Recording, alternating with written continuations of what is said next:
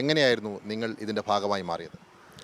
പഴയ ചെയർപേഴ്സന്മാരായതുകൊണ്ട് ഞങ്ങളെ എളുപ്പം അവരെ ഇതിലേക്ക് ഉപയോഗിക്കാൻ പറ്റിയിരുന്നു. സമൂഹത്തിലേക്ക് നമുക്ക് പകുതി വിലയ്ക്ക് ഏത് സാധനങ്ങളും നമുക്ക് കൊടുത്ത് നല്ലൊരു ഇതിലേക്ക് മുമ്പോട്ട് അങ്ങനെ ഒരു നമുക്ക് പ്രോജക്റ്റ് തയ്യാറാക്കി മുമ്പോട്ട് നീങ്ങാമെന്നാണ് ആദ്യം നമ്മളെ അറിയിച്ചിരുന്നത്. ഈ ആളുകളെ ചേർക്കുമ്പോൾ നിങ്ങൾ നേരിട്ട് പൈസ മേടിക്കുകയായിരുന്നോ അതോ അനന്തുകൃഷ്ണൻ്റെ അക്കൗണ്ടിലേക്ക് പണം കൊടുക്കുകയായിരുന്നു?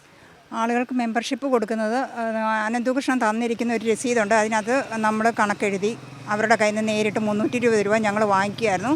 അത് ഞങ്ങളുടെ സീഡിനൊരു അക്കൗണ്ടുണ്ട്, ഞങ്ങളുടെ സൊസൈറ്റിക്ക് ഒരു അക്കൗണ്ടുണ്ട്. ആ അക്കൗണ്ടിലേക്ക് ഞങ്ങളിടും.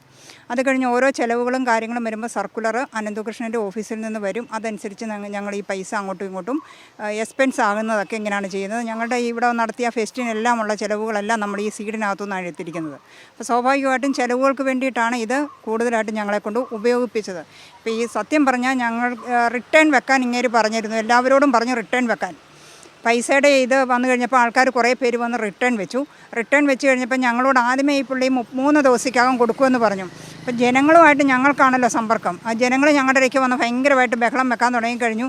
അത് കഴിഞ്ഞ് ഞങ്ങൾ വീണ്ടും വിളിച്ചപ്പോൾ പറഞ്ഞു 20 പ്രവൃത്തി ദിവസത്തേക്കകം നിങ്ങൾക്ക് പൈസ വരും എന്ന് പറഞ്ഞു. ഈ പുള്ളി ഞങ്ങളെ വീണ്ടും കബളിപ്പിക്കുന്നു. അന്നേരം പറയുന്നത് നമ്മുടെ ഫണ്ട് ഫ്രീസിംഗ് ആണ്, സാമ്പത്തികത്തിൻ്റെ ഞെരുക്കമുണ്ട്, അതെല്ലാം ശരിയായി വരുവാണ് എന്ന് പറഞ്ഞ് ഞങ്ങൾക്ക് പേഴ്സണൽ വരെ മെസ്സേജുകൾ ഇടുന്നു. അപ്പം ഞങ്ങൾ ചോദിച്ചു, സാറേ എന്നാൽ ഒരു കാര്യം ചെയ്യട്ടെ, ഞങ്ങളുടെ അക്കൗണ്ടിലേക്ക് കിടക്കുന്ന പൈസ എടുത്ത് ഞങ്ങൾ ഇവർക്ക് റീഫണ്ട് ചെയ്യാം, ആ ഫണ്ട് ഞങ്ങൾക്ക് തിരിച്ചു തരണമെന്ന് പറഞ്ഞു. അങ്ങനെ ഞങ്ങളുടെ സീഡിൽ കിടന്നിരുന്ന 10 ലക്ഷം രൂപയും കൂടെ ഇങ്ങരുടെ അക്കൗണ്ടിലേക്ക് പോയി. തന്ത്രപരമായിട്ടത് അദ്ദേഹം വാങ്ങിച്ചെടുത്തു എന്നുള്ളതാണ് കഷ്ടം. ഞങ്ങൾ അതിലും വീണ് പോയല്ലോ എന്ന് ഓർത്തിട്ട് ഞങ്ങൾക്ക് ബുദ്ധിമുട്ടുണ്ടല്ലായിരുന്നെങ്കിൽ ഈ 10 ലക്ഷം രൂപയെങ്കിലും സാധാരണക്കാരായ മെഷീൻ അടച്ചവരുടെയും വാട്ടർ ടാങ്ക് അടച്ചവരുടെയും ഒക്കെ പൈസ ഞങ്ങൾക്ക് കൊടുക്കാൻ പറ്റിയേനെ. ബൈക്കിനടയ്ക്കുന്ന പൈസ അല്ലെങ്കിൽ മറ്റു നേരിട്ട് പ്രൊഫഷണൽ സർവീസിലേക്ക് ഗുണഭോക്താക്കൾ നേരിട്ട് അടയ്ക്കുമായിരുന്നു ചെയ്തിരിക്കുന്നത്. ഹോം അപ്ലയൻസസിൻ്റെ അതുപോലെ തന്നെയാണ്. ഇത് അനന്തകൃഷ്ണൻ്റെ അക്കൗണ്ടാണ് എന്ന് നിങ്ങൾക്കറിയാമായിരുന്നു?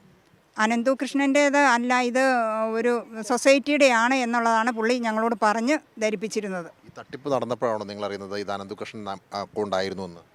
അതെ, ഞങ്ങൾ അന്നേരമാണ് അറിയുന്നത് അനന്തകൃഷ്ണൻ്റെ പേഴ്സണൽ അക്കൗണ്ടായിരുന്നു എന്ന് ഞങ്ങൾ അപ്പോഴാണ് അറിയുന്നത്. ഇതിൻ്റെ ഒപ്പം തന്നെ ഞങ്ങൾക്ക് ഷീബ എന്ന് പറഞ്ഞൊരു ചെയർപേഴ്സൺ ഉണ്ടായിരുന്നു, സുമ അനിൽ കുമാർ എന്ന് പറഞ്ഞ ഒരു സെക്രട്ടറി ഉണ്ടായിരുന്നു. ഇവർ 2 പേരും ഞങ്ങളെ വിളിച്ച് ഫയർ ചെയ്ത് വെച്ച് നിങ്ങൾ മെമ്പർഷിപ്പ് എന്നാ കൂട്ടാത്ത ഇങ്ങനെയൊക്കെ പറഞ്ഞ് ഞങ്ങളെ ഭയങ്കരമായിട്ട് ഭീഷണിപ്പെടുത്തുന്ന ഒരു അവസ്ഥയുണ്ടായിരുന്നു. അപ്പം ഞങ്ങൾ ഈ പൈസ എല്ലാം വാങ്ങിച്ചെടുക്കുന്നുണ്ടെങ്കിൽ പോലും ഞങ്ങൾക്കിതൊന്നും ഉപകരിക്കാനായിട്ട് പറ്റുന്നില്ലായിരുന്നു. ഞങ്ങളെക്കൊണ്ട് ഇവരിവിടെ അവർക്ക് വരുന്ന എല്ലാ പോരായ്മകളും ഈ പൈസ ഇട്ട് നികത്താനായിട്ടുള്ള ശ്രമം കൂടിയായിരുന്നു അവർ നടത്തിയിരുന്നതെന്ന് ഇപ്പോഴാണ് ഞങ്ങൾക്ക് മനസ്സിലാകുന്നത്. ഞങ്ങളോട് പറഞ്ഞത് ഇതെല്ലാം നമുക്ക് അനന്തുവിൻ്റെ പ്രശ്നങ്ങൾ മാറിക്കഴിയുമ്പോൾ ഈ ക്യാഷ് എല്ലാം നമുക്ക് തിരിച്ച് നിങ്ങളുടെ സീഡിലേക്ക് വരും എന്നാണ് ഞങ്ങളെ അപ്പോഴും പറഞ്ഞ് ബോധ്യപ്പെടുത്തിക്കൊണ്ടിരുന്നത്. വീട്ടുകാരൊക്കെ വീടിൻ്റെ വാതിലിൽ വന്ന് നിൽക്കുകയാണോ? എന്താ അവസ്ഥ? അവർ ശല്യം എന്ന് പറയാൻ പറ്റിയല്ല. അവരടച്ച പൈസ ഞാൻ വഴിയല്ലേ അടച്ചത് എന്നുള്ള ബുദ്ധിമുട്ട് കാരണം അവർ വന്നതാണ്. നമ്മളാകെ അങ്ങോട്ട് ഭക്ഷണം കഴിക്കാതെയും എനിക്കും വിഷയമായി, അങ്ങനെ വീട്ടിലും വിഷയമായി, അങ്ങനെ പുറത്തിറങ്ങുന്നില്ല ഇപ്പം.